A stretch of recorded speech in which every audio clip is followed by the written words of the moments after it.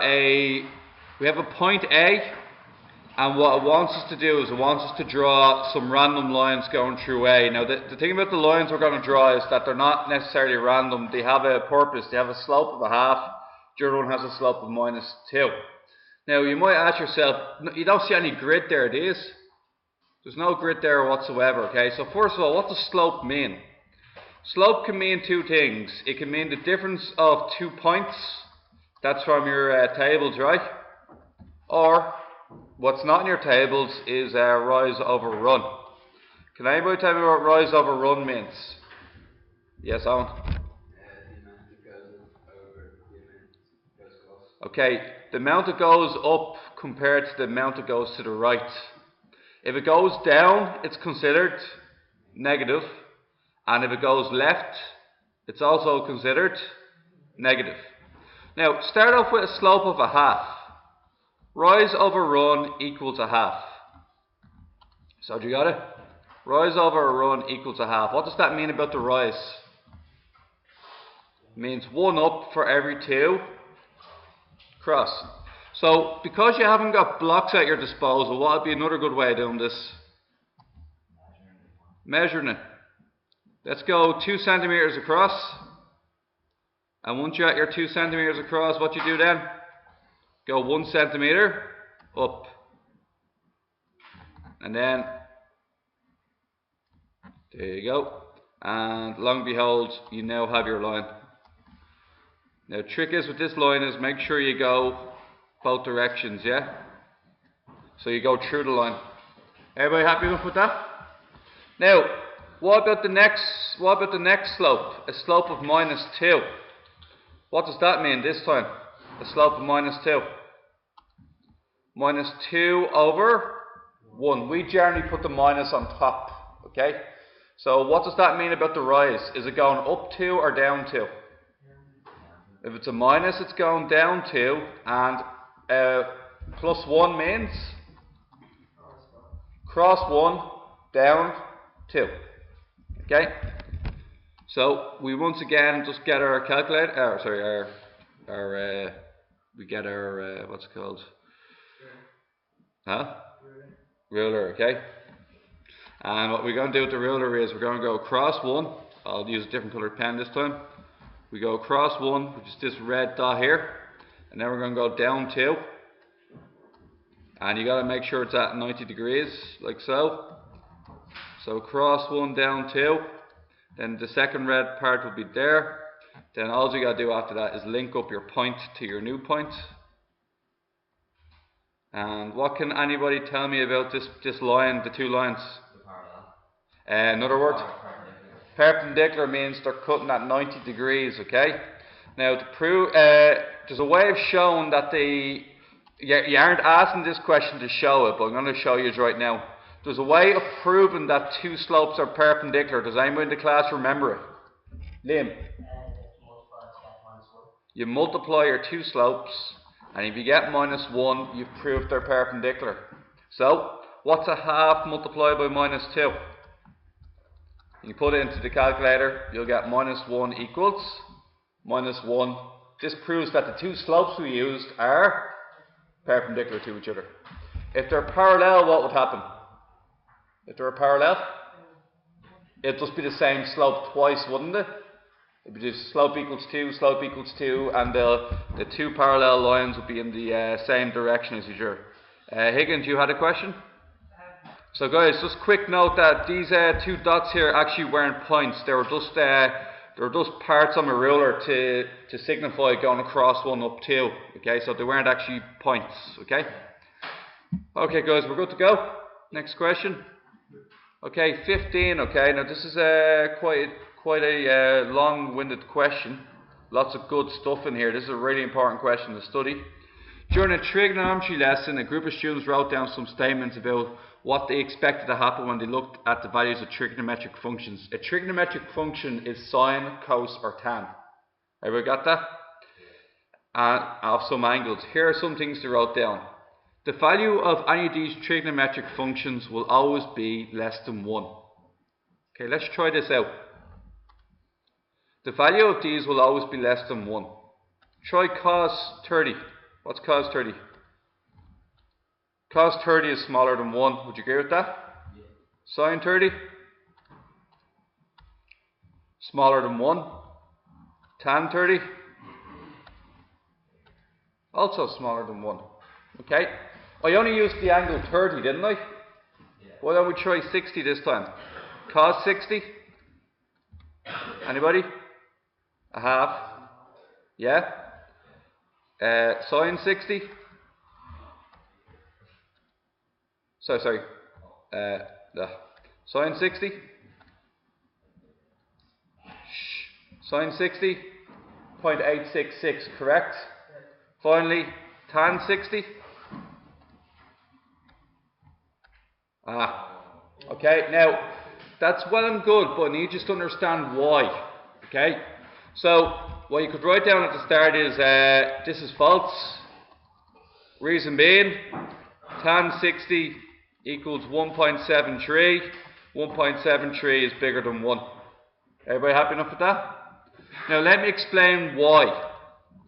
If I have a triangle, okay, and we're revising SOHCAHTOA, we call this X, okay?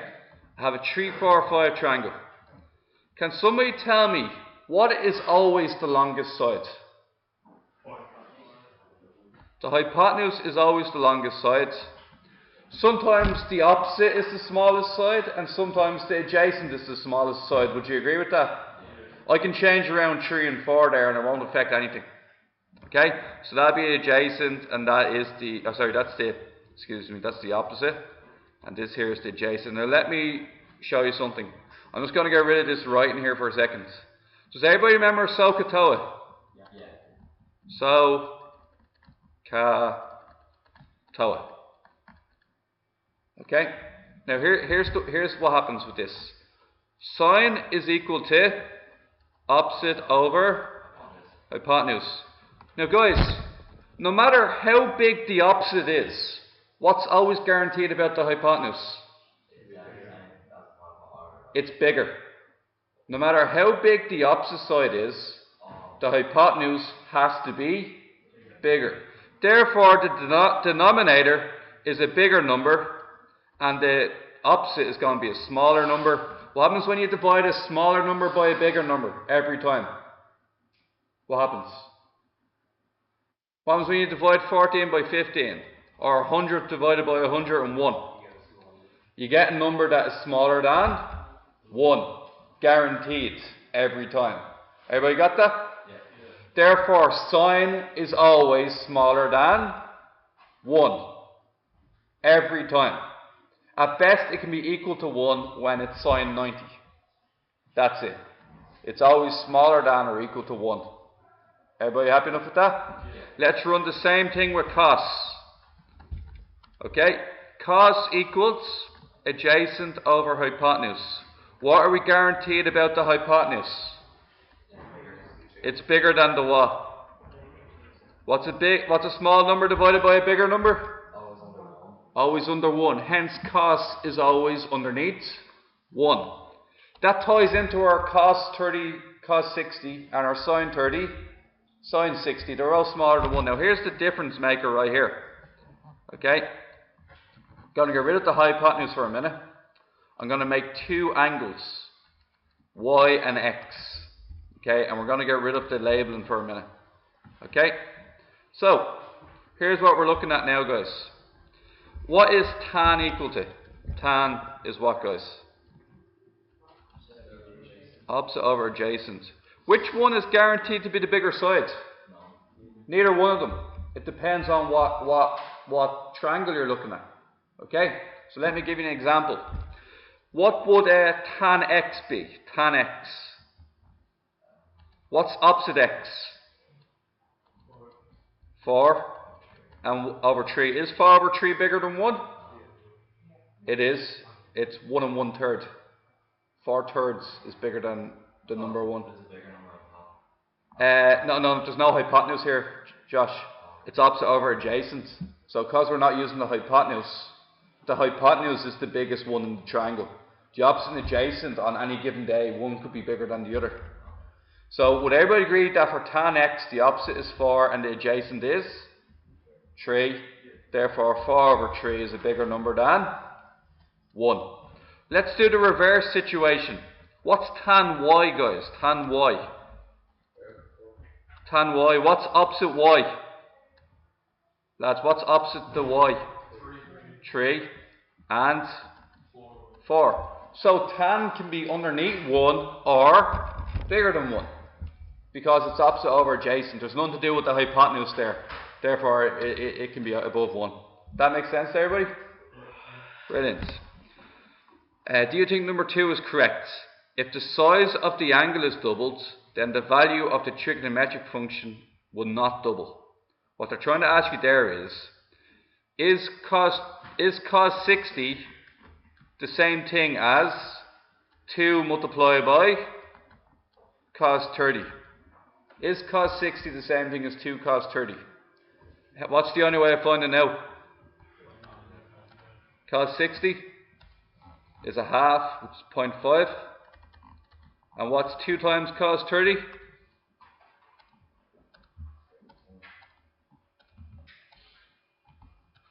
1.73. What's it safe to say? When you double the angle, it's not the same thing as multiplying 2 times cos 30. Can anybody else give me another example not using cos? Tan 70 is not the same thing as what? 2 tan 35. You can use any example like that and you've given a correct answer. You can use tan 100 isn't equal to 2 tan 50 and that still works. Anybody have questions on that? And first of all, do we agree with the answer? What does he say? If you double the angle, will not, key word, will not double. So we correct, and the reason why? The reason's below. Okay. What's number 3 say? Number 3? The value from all increases the size of the angle increase. Okay. Let's start off like this, guys. Okay. Let's start off tan 30 versus tan 60. As the angle gets bigger, does the function get bigger? What's tan 30? Tan 30 is 0.57, or sorry, 0.58, round it off. Tan 60, anybody? Is 1.73. Cos 30, oh sorry, sin 30 first. What's sin 30, anybody? Using your calculator? A half. Sin 60?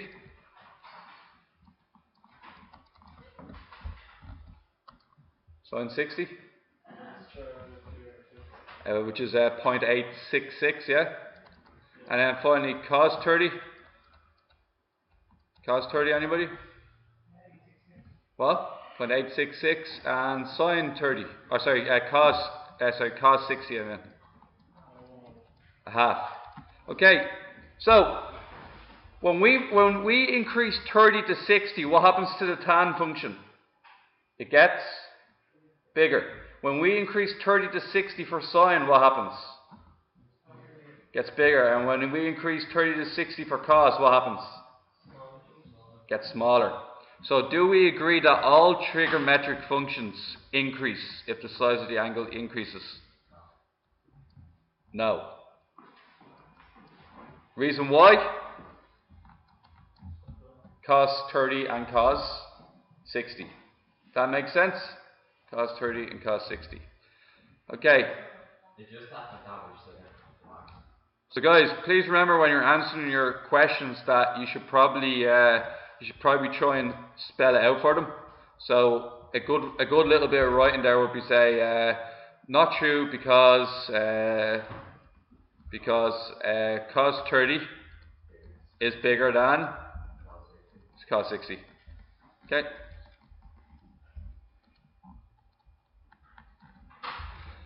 Show how an equilateral triangle of side 2 centimeters can be used to find sin 60 in third form. This is very random. How would you get a temp marks at least? What would you draw? It's telling you what to draw. What would you draw? You're going to draw an equilateral triangle of size 2. Okay? What are we guaranteed about an equilateral triangle? Okay? And if all angles are the same then, this is just a rough diagram here at the moment. If all angles are the same size, what does that mean about each angle in an equilateral triangle? 60, 60, 60. So, what you can do here, guys, is you can, I'm just going to make this a bit larger at the moment, because what you can do here is this 2, no bother, then move it up. This does it for me. You'd get your protractor out, wouldn't you? Yeah. So you'd get your protractor out, measure 60 degrees, and then do another line like so. And then finally, because I have the 2 of them done already, I can just do the third side like that. Just make it a bit more darker like so. Okay, everybody happy enough with that? Yeah. Now, I'm going to enlarge this for the purpose of just doing it, right? So you have a 2 centimeter long triangle, okay? I'm just going to make it look something like that, okay? Now, what I'm going to do next is, you know that that's 2 centimeters, you know that's 2 centimeters, and you know that's 2 centimeters, and you know that's 60 degrees. What type of triangle does sine, cosine, tan work on? What? Do you see any right angle triangles in this diagram? Can anybody tell me how to make one? Go straight down, half it. What happens to the bottom then, guys? Huh? 1 centimeter. So we're cutting it in half, so that so we're cutting it in half, and therefore this here is going to be 1 centimeter. Sine, to get more temp marks, sine 60 equals what, guys? What's the rate? What? So katoa? Which one? So.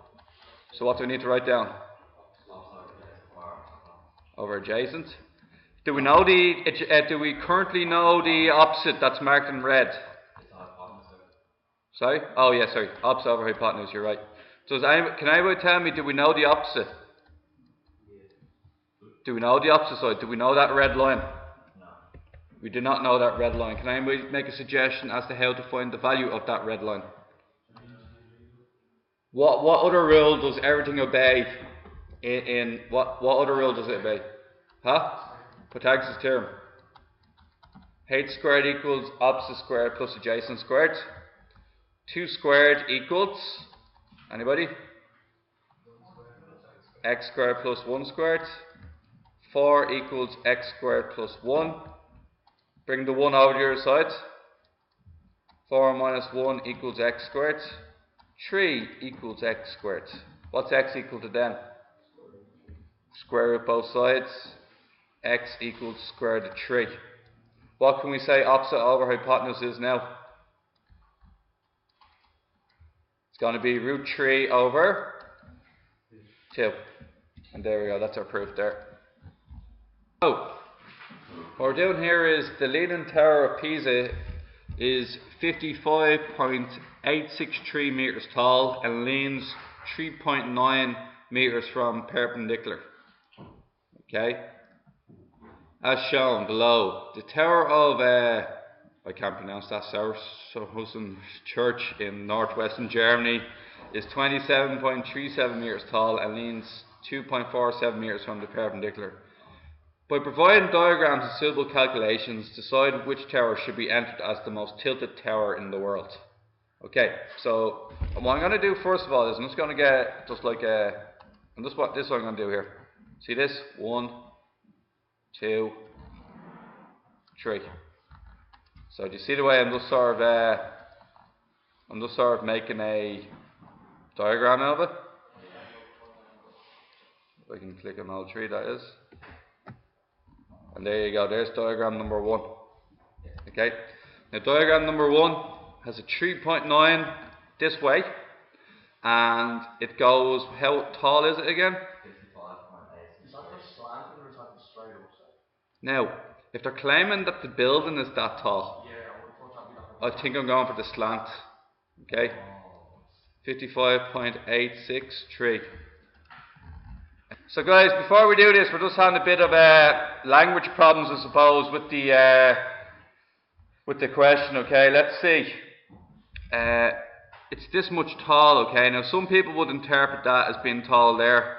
Question's a bit ambiguous, okay? So if you're to go that way, just make sure that you explain why you do that and what's your reason behind it, okay? Ewan? What the book is saying here is that what we're going to do is that we're going to assume that tall, the word tall means this height here, which is 55.863. Okay? The next thing we're going to do is that's 55.863. We're going to find out what the angle is here, angle A. Anybody know how to find out what that angle A is? What two sides do we know, Owen? We know the opposite and we know the adjacent. Which function uses both the opposite and the adjacent? Tan. Tan A equals 55.863, which is the opposite, and you're going to divide that by the adjacent, which is 3.9. Can anybody class tell me how to find out what the angle A is? Anybody know? A equals tan inverse 55.863 over 3.9. Does anybody know what that is in the calculator? Please make sure your calculator has a D on it, otherwise you're going to do every trigonometry question in your full test wrong. So have a check now that it says D.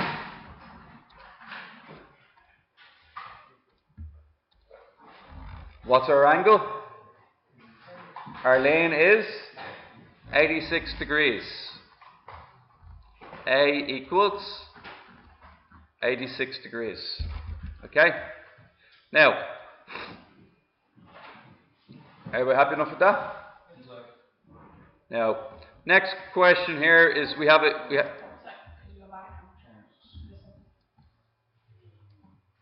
just a quick reminder, if you're looking for an angle, it's either cos inverse, tan inverse, or sine inverse, okay?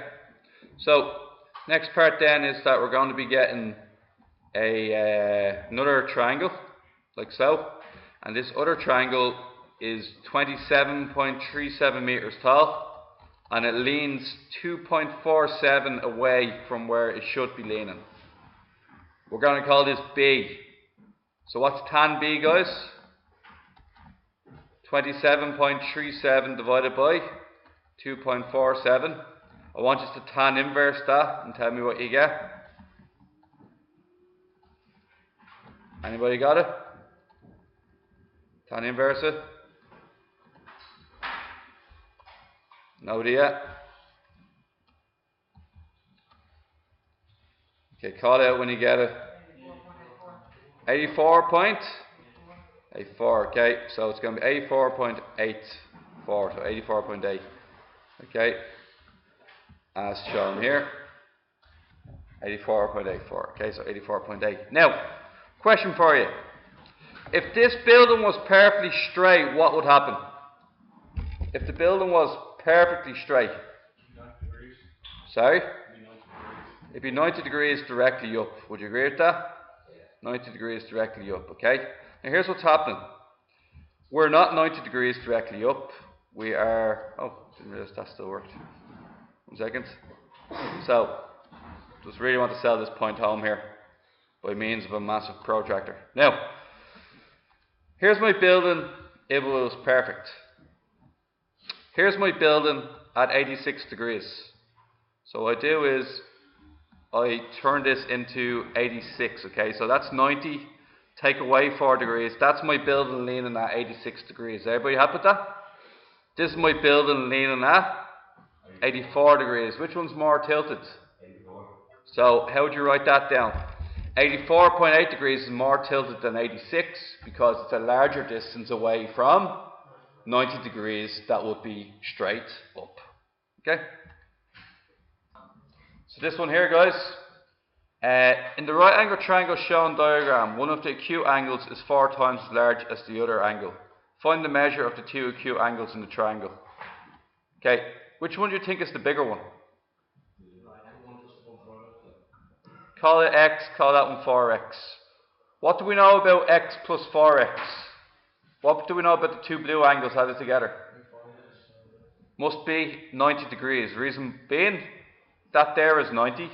the full triangle adds up to 180. This means that 4x plus x equals 90. This means that 5x equals 90. This means that x equals 18. Handy question. Okay. Now, the triangle part 1 is placed on the coordinate diagram, this thing here. Find the slope of the line L that contains the hypotenuse of the triangle.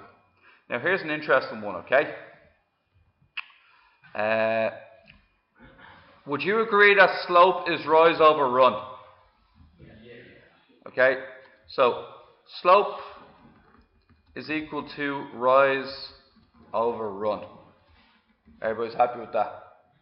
Now, problem is with this question here is it doesn't tell us how long it is. So you could have two choices. One thing you could do is you could come over with your ruler and you could measure the base. Oh, it's 7 centimeters on the money for me. I can't tell you what you're going to get. So I get a run of 7, and then the rise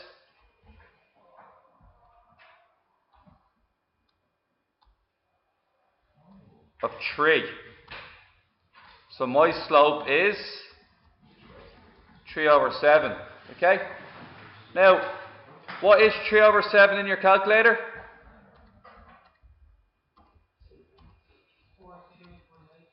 4.28. Just keep a note of that for a minute, right? 4.28. Now, if I said that was 3, this is 3, and this here is 7. Would everybody agree with that? If I was talking about this angle here, what else would the rise over run be? Rise over run is the same thing as opposite over adjacent. Would you agree with that? And opposite over adjacent equals tan A. Do we know what this angle is from the last question? The angle was 18. I wonder what tan 18 is in my calculator.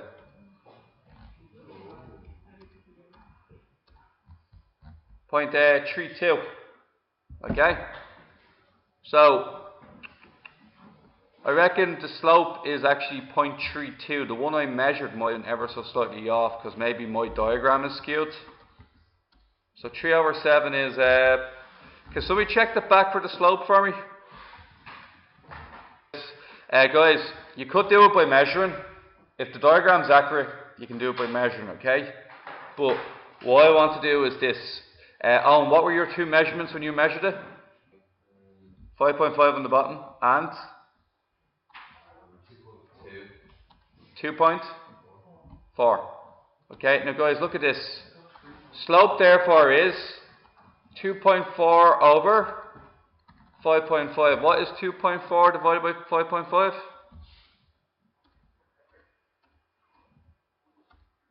You guys got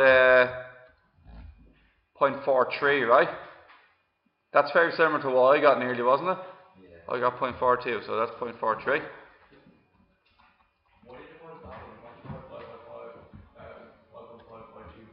What happens is, guys, we all got this 0.43 by measuring it, okay? And I've no doubt that's the correct slope for what is drawn in there. Now, the problem, what happened here is we thought of a different way of doing it, okay? But what happens is they didn't draw the scale. So the coordinate diagram is placed on the x-coordinate diagram. The base is parallel to the x-axis. Find the slope of the line that contains the hypotenuse of the triangle. They want us to use the angle 18. Okay? Now, in the same way, rise over run. Would everybody agree that rise over run is the slope? Rise over run is also equal to opposite over adjacent. Would you agree with that? Therefore, opposite over adjacent equals tan A. Tan A was in turn tan 18. And tan 18 was 0.3. Was it 3.3? Now, in an exam, I'd imagine you'd get a lot of marks for measuring it out and tan inversing it yourself. The diagram in your papers was not drawn to scale. Both answers should be exactly the same if they're drawn properly. Okay? That's it.